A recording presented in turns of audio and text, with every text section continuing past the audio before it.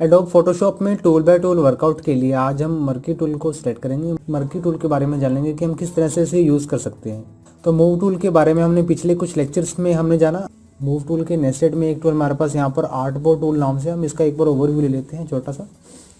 Artboard का जो option है, आर्टबोर्ड का ऑप्शन आपको ये फैसिलिटी देता है कि आप एक से ज़्यादा कैनवस पर अगर वर्क करना चाहते हैं, उसे यूज़ करना चाहते हैं, तो आप उसे किस तरह से कर सकते हैं। ये आप आर्टबोर्ड टूल को सिलेक्ट करेंगे, पर्टिकुलर एरिया को मार्क करेंगे। अगर आप उसका एरिया स्क्वायर में चाहते हैं तो अपने कीबोर्ड पर शिफ्ट बटन को प्रेस करें एंड देन आप एक स्क्वायर एरिया यहाँ पर क्रिएट कर लेंगे। आर्टबोर्ड का एक रूल ये है कि अगर आप राइट पर प्लस सिग्नेचर को प्लस साइन को प्रेस करते हैं तो आप राइट साइड में एक आर्टबोर्ड 2 को क्रिएट कर पाएंगे।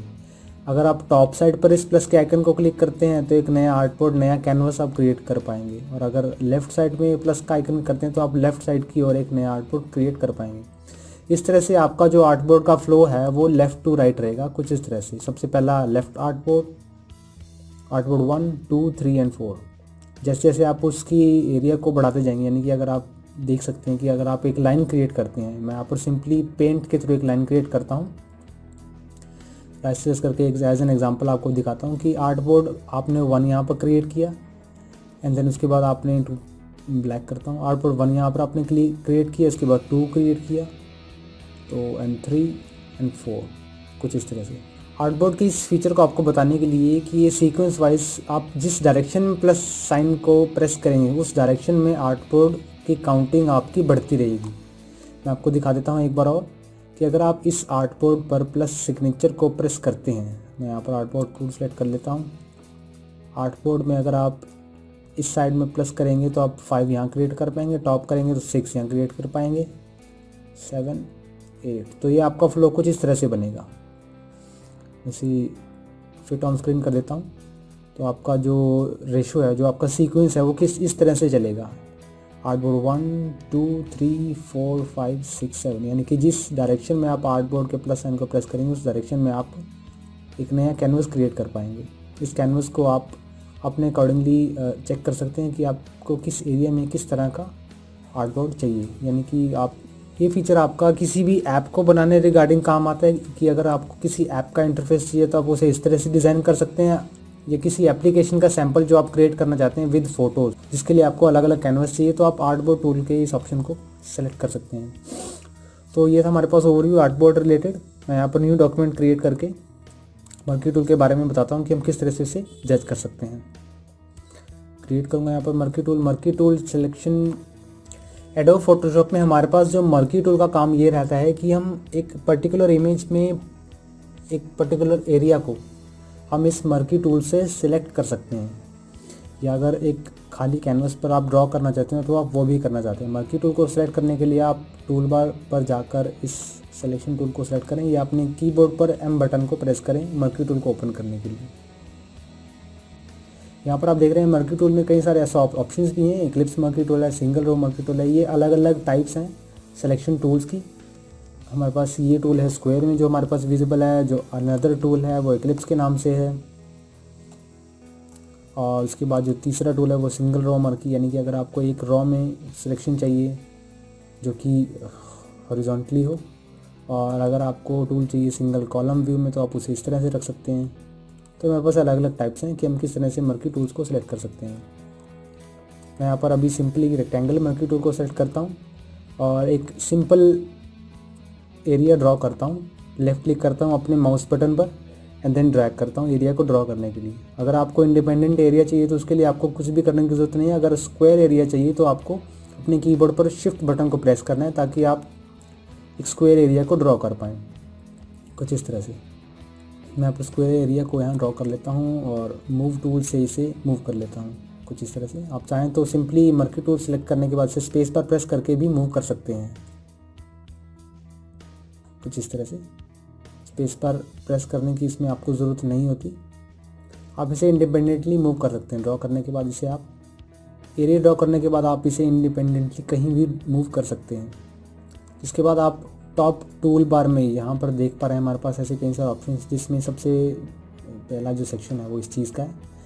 इस चीज़ में आपको कई सारे और ऑप्शंस मिलने वाले हैं, यानी कि अगर आप इस सिलेक्शन के अंदर कुछ एडिशन करना चाहते हैं, यानी कि एक स्क्वायर और ऐड ऑन करना चाहते हैं, तो आपको इस बटन पर क्लिक करना है। एंड देन आप यहाँ पर एक प्लस साइन के नीचे एक छोटा सा प्लस साइन और देख पा रहे हैं, जिसका मीन ये है कि आप इस सिलेक्शन में और एडिशन भी कर सकते हैं। सिंपली आप इसे एडिशन करने के लिए एक एरिया ड्रॉ करें, तो आप उस एरिया में कुछ इस तरह से एडिशन कर पाएंगे। यहाँ पे आप देख रहे हैं ये आपका एडिशन एरिया है। अगर आप किसी पर्टिकुलर एरिया को डिलीट करना चाहते हैं, यानी कि जो टॉप का एरिया है, मैं यहाँ से इस टॉप के एरिया को नहीं चाहता पूरी स्क्रीन पर, तो उसके लिए मुझे क्या करना होगा, इसके साथ वाला एक ऑप्शन और है सब्सट्रैक्ट के नाम से। सब्सट्रैक्ट यानी कि पर्टिकुलर एरिया को डिलीट करने से। उसके लिए आप ये देख सकते हैं कि प्लस साइन के नीचे एक माइनस का साइन विजिबल होना शुरू हो गया, जिसका मीन ये है कि आप सिलेक्शन को डिलीट कर सकते हैं। जो आपने पर्टिकुलर एरिया को सेलेक्ट किया उसे डिलीट कर सकते हैं। सिंपली आप उसे ड्रॉ करें उस एरिया को जो डिलीट करना चाहते हैं, देन लेफ़्ट क्लिक को छोड़ दें, तो आपका वो जो एरिया होगा वो लेफ़्ट क्लिक वाला वो डिलीट हो जाएगा। एंड देन उसके बाद इन्वर्टेड सेक्शन, अगर मैं इसे प्रेस करता हूँ तो आप इसका जो इन्वर्शन देख पाएंगे, इन्वर्ट देख पाएंगे कि इसका इफेक्ट क्या रहता है।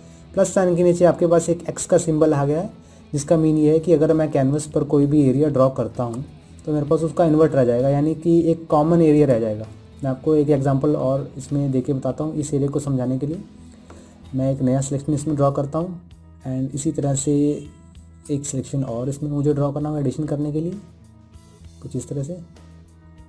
अब इन दो स्क्वायर्स में, इस पूरी की पूरी शेप में, अगर मैं इस बटन पर प्रेस करता हूँ तो इस सिलेक्शन एरिया और जो अब मैं नया एरिया ड्रॉ करने वाला हूँ वो एरिया, इन दोनों के बीच जो कॉमन एरिया रहेगा ये सिर्फ उसे ही पिक करेगा। मैं जब लेफ़्ट क्लिक छोड़ता हूँ तो आप देख पाएंगे कि इसका इफेक्ट क्या है। इन्वर्ट बटन का छोड़ता हूँ तो जो कॉमन एरिया है दोनों के बीच का, सिर्फ वो एरिया आप देख पाएंगे। उसके बाद है हमारे पास फेदर ऑप्शन की। अगर आप सिलेक्शन में कुछ सॉफ्टनेस को देना चाहते हैं तो आपको फेदर के इस ऑप्शन को बढ़ाना होगा, यानी कि अगर आप ज़्यादा फेदर देना चाहते हैं तो 50 पिक्सल या जो भी आप, मतलब जितना ज़्यादा आपको फेदरनेस चाहिए, जितनी ज़्यादा सॉफ्टनेस चाहिए, उतना ही आपको फेदर को इंक्रीज़ करना होगा। ये आपको तब पता लगेगा जब आप फ़ोटो में किसी पर्टिकुलर एरिया को मार्क करते हैं, सेलेक्ट करते हैं। फेदर के बाद आपके पास कुछ स्टाइल्स हैं, जो कि अगर आप, मैं यहाँ पर एक सिंपल एरिया ड्रॉ करता हूँ तो अभी आप ये इंडिपेंडेंट है, यानी कि मैं कहीं भी किसी भी शेप में किसी भी एरिया को ड्रॉ कर सकता हूँ। अगर आप चाहते हैं कि आपके पास फिक्स रेशो हो सिलेक्शन की, तो इसके लिए आपको स्टाइल में फिक्स रेशो पर सेलेक्ट करना है। 1:1 की रेशो यानी कि स्क्वायर साइज़। आपको सिंपली कीबोर्ड पर किसी भी तरह के शिफ्ट बटन को प्रेस करने की ज़रूरत नहीं है, ये इंडिपेंडेंटली आपके पास स्क्वायर जो एरिया है वो ड्रॉ करेगा। ये आपके पास ये फेदर के ऑप्शन को 50 पिक्सल रखने की वजह से आपका जो सिलेक्शन है वो इस तरह का आ रहा है। अगर मैं इसे 0 कर देता हूँ या 10 कर देता हूँ तो उसका इफेक्ट भी आप देख पाएंगे कुछ इस तरह से। जितनी ज़्यादा फेदर उतनी ज़्यादा सॉफ्टनेस आपके पास रहने वाली है। इसके बाद अगर आप पर्टिकुलर रेशियो को बढ़ाना या घटाना चाहते हैं तो उसको आप यहाँ से घटा बढ़ा सकते हैं। उसकी विड्थ को सिलेक्ट कर सकते हैं पर्टिकुलर, जो कि आपकी फ़िक्स रहेगी। अगर मैं कीबोर्ड पर किसी भी बटन को प्रेस ना करूं और एरिया ड्रॉ करूं तो 3:2 की रेशियो में जो मेरा विड्थ राइट रहेगी, जो सिलेक्शन रहेगी वो रहने वाली है। इसी तरह से सेलेक्ट एंड मास्क कि अगर आप एरिया, आपने इमेज में एरिया को सिलेक्ट किया है तो ये उसी एरिया को मास्क कर देगा कुछ इस तरह से। सिर्फ जो एरिया हमने मार्क किया हुआ था वही एरिया वाइट है, बाकी का जो एरिया वो ट्रांसपेरेंट है, यानी कि इसमें कोई भी किसी भी तरह का लेयर नहीं है, कोई भी डेटा नहीं है इसके अंदर। जैसे कंट्रोल Z करके अनडू करता हूँ, मैं यहाँ पर नई फाइल क्रिएट कर देता हूँ इसके अंदर। तो यहाँ पर आपने देखा कि हम किस तरह से इन टूल्स को, इन प्रॉपर्टीज़ को वर्कआउट कर सकते हैं। उसके बाद अगर आप सर्कल एरिया को, इमेज में सर्कल एरिया को सिलेक्ट करना चाहते हैं तो उसके लिए आप इक्लिप्स टूल को सिलेक्ट करें। इंडिपेंडेंटली किसी भी एरिया को ये इक्लिप्स में मापने के लिए आपको कुछ भी प्रेस नहीं करना है। अगर आप उसे एक पर्टिकुलर सर्कल की शेप देना चाहते हैं तो आपको कीबोर्ड पर शिफ्ट बटन प्रेस करना है, जिससे आप उसे सर्कल की शेप दे पाएंगे। एंड जो प्रॉपर्टी आपने स्क्वायर की शेप में देखी वो प्रॉपर्टी आप इसमें भी देख पाएंगे कुछ इस तरह से। अगर आप एडिशन करना चाहते हैं तो उसके लिए एडिशन बटन पर प्रेस करें एंड देन उस एरिया को ऐड कर दें। अगर आप उसे सब्सट्रैक्ट करना चाहते हैं तो उस ऑप्शन पर क्लिक करें एंड उस एरिया को सब्सट्रैक्ट कर दें एंड उस एरिया को सब्सट्रैक्ट कर दें जो आपको नहीं चाहिए। इसी तरह से इन्वर्ट का बटन वो उस चीज़ के लिए कि अगर आपका इन दोनों शेप्स के बीच में जो एरिया कॉमन रहेगा सिर्फ वही रहेगा। उसके बाद अगर आप इन बटन्स का शॉर्टकट जानना चाहते हैं तो उसके लिए आपको क्या करना होगा, शिफ्ट, अगर आप सिंपल मर्की टूल को सेलेक्ट करते हैं और एडिशन के टूल को ऐड करना चाहते हैं तो उसके लिए आपको कीबोर्ड पर शिफ्ट बटन को प्रेस करना होगा, जिससे आप प्लस के नीचे एक अनदर प्लस का साइन दे सकते हैं और उसमें एडिशन कर सकते हैं। अगर आप उसमें सब्सट्रैक्ट का सिंबल ऐड करना चाहते हैं तो उसके लिए आपको क्या करना होगा, कीबोर्ड पर आल्ट बटन को प्रेस करना होगा, जिससे आप प्लस के नीचे माइनस का साइन दे सकते हैं और उस एरिया को डिसेबल कर सकते हैं जो आपको नहीं चाहिए। और इन्वर्ट इफेक्ट के लिए आपको शिफ्ट प्लस आल्ट दोनों बटन्स पर प्रेस करना होगा ताकि आप उस एरिया को ऐड कर सकें जो एरिया दोनों शेप्स में कॉमन है। तो ये था मर्की टूल आज के सेशन में। अगले हम सेशन में हम ये देखेंगे कि हम किस तरह से लेसो टूल रिलेटेड प्रॉपर्टीज़ को जान सकते हैं। और इस पूरे सिलेक्शन एरिया को डीसिलेक्ट करने के लिए आप या तो कीबोर्ड पर शॉर्टकट बटन Ctrl+D का यूज़ कर सकते हैं, अदरवाइज़ आपको इसमें सिलेक्शन ऑप्शन पर सिलेक्शन पैनल पर जाना है और डीसिलेक्ट के इस बटन पर क्लिक कर देना है। तो आपकी जितने भी सिलेक्शंस हैं वो डीसिलेक्ट कर दिए जाएंगे।